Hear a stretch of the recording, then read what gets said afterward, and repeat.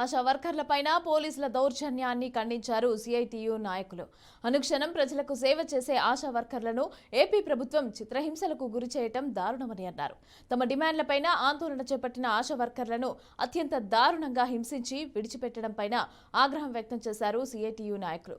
ఇక దీనిలో భాగంగానే ఎన్టీఆర్ జిల్లా విజయవాడ లెనిన్ సెంటర్లో సిఐటియు ఆధ్వర్యంలో ఆశా వర్కర్లు ఆందోళన చేపట్టారు. కనీస పనికి కనీస వేతనం చెల్లించే వరకు పోరాటం కొనసాగిస్తామని ఆశా వర్కర్లు చెప్తున్నారు. ఇక దీనిపైన మరింత సమాచారం విజయవాడ లెనిన్ సెంటర్ నుంచి అమరావతి బ్యూరో చీఫ్ ఏడ్కొండలు అందిస్తారు.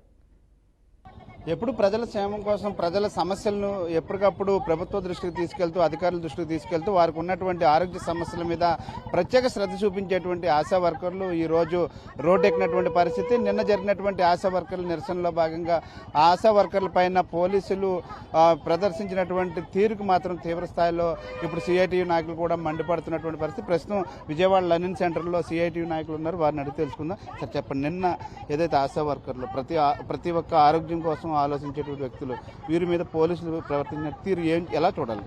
సభ్య సమాజం తలదించుకునే విధంగా నిన్న పోలీసు వ్యవస్థ వ్యవహరించింది. పోలీసు వ్యవస్థ వ్యవహరించిందంటే ఇది వాళ్ళ బుర్రలో పుట్టింది కాదు, వెనక నుంచి శివుడాజ్ఞ లేనిదే చేమైనా కుట్టదని ఈరోజు ప్రభుత్వం ఆ విధంగా వ్యవహరించమని చెప్పుకోకుండా ఈరోజు పోలీసు వ్యవస్థ ఆ విధంగా వ్యవహరించారు. కానీ పోలీసు వ్యవస్థ అంత దుర్మార్గంగా వ్యవహరించడం సరికాదు, సిగ్గుపడాల్సిన అవసరం మేము చెప్పదలుచుకున్నాం. ఎందుకంటే పోలీసులు మహిళలు ఉన్నప్పుడు మహిళల పట్ల మర్యాదగా వ్యవహరించాలి, మహిళా పోలీసులు అరెస్ట్ చేయాలి. కానీ అవేమీ నిన్న అమలు కాల. కొద్దిమంది పోలీసులు మహిళా పోలీసులను ఎదరపెట్టుకొని మిగతాదంతా అతంగాన్ని అంతా మగ పోలీసులే నడిపించిన పరిస్థితి. బట్టలు ఊడిపోతున్నా లేదంటే ఇంకేం జరుగుతున్నా గానీ చెప్పుకోలేని విధంగా వాళ్ళని అరెస్ట్ చేసి నేల మీద లాగి ఈడ్చుకెళ్లిన స్థితి. కనీసం మంచినీళ్లు తీసుకొచ్చే వాళ్ళని కూడా మంచినీళ్లు తీసుకురానియకుండా అడ్డగించారు పోలీసులు. చాలా దుర్మార్గంగా పోలీసు వ్యవస్థ అనేది నిన్న ఆశా కార్యకర్తల పట్ల వ్యవహరించింది. అట్లాగే 7 గంటల తర్వాత మహిళలను పోలీస్ స్టేషన్లో ఉంచకూడదు.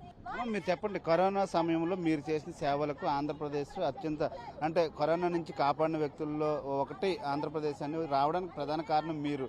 కానీ నిన్న ప్రభుత్వం మీ పట్ల ప్రవర్తించిన తీరుని ఏ విధంగా చూడాలి? నిన్న గవర్నమెంట్ ప్రభుత్వం మాత్రం అసలు ఆశాల్ని ఎంత హీనంగా చూశారంటే ఒక ఆడపిల్లలని కూడా చూడకుండా రోడ్డు మీద ఈడ్స్ లాగేశారు సార్. అది కాక మాకు నల్లపాడు గుంటూరు జిల్లాలో అక్కడ ఆశా వర్కర్లు అరెస్ట్ చేసి రాత్రి 9ంటికి వదిలేరు మమ్మల్ని. మాకు వ్యాన్ వస్తే మేము సంతకాలు పెడతాం, వ్యాన్ లేకపోతే అక్కడి నుంచి 2.5 కిలోమీటర్లు 2 గంటలన్నర జర్నీ. అది అసలు ఆ మూల మాకు తెలియని ఏరియా. అది అక్కడి నుంచి ఒక వెహికల్ ఉండదు, ఏముండదు సార్. మేము వ్యాన్ ప్రొవైడ్ చేయండి సార్, మేము అందరం సంతకాలు పెట్టి వెళ్తామంటే గొడవ వేసుకున్నారు ఒక హెడ్ కానిస్టేబుల్ గారు. ఏంటి ఆశాలని ఇదిగా మాట్లాడారు సార్, చేదరించుకున్నట్టు మాట్లాడి. ఆ కరోనా టైంలో ఆశా వర్కర్లు కూడా ఎలా ఆశాలు ఉంటేనే ఆ రోజు కరోనా టైంలో ఒక్కళ్ళు కూడా ఇళ్లలోంచి బయటకు రాలేదు సార్, భయపడిపోయారు. ఆశా వర్కర్లే ముందుకు వచ్చి అన్ని చేస్తే జగన్ గారు ఏమన్నారు, వాలంటీర్లు చేశారు అని పొగుడుతున్నారు. ఈ రోజు ఆశా వర్కర్లు లేనిదే ఏ పని అవ్వదు సార్. సంక్షేమ పథకాలు లేవు, ఏమీ లేవు సార్ ఆశాలకి. అమ్మ మీరు చెప్పండి, ఆయన ముఖ్యంగా మీ డిమాండ్ ఏంటి? ఒకవేళ ఇప్పుడు ప్రభుత్వం దిగిరాకపోతే ఏంటి కార్యాచరణ?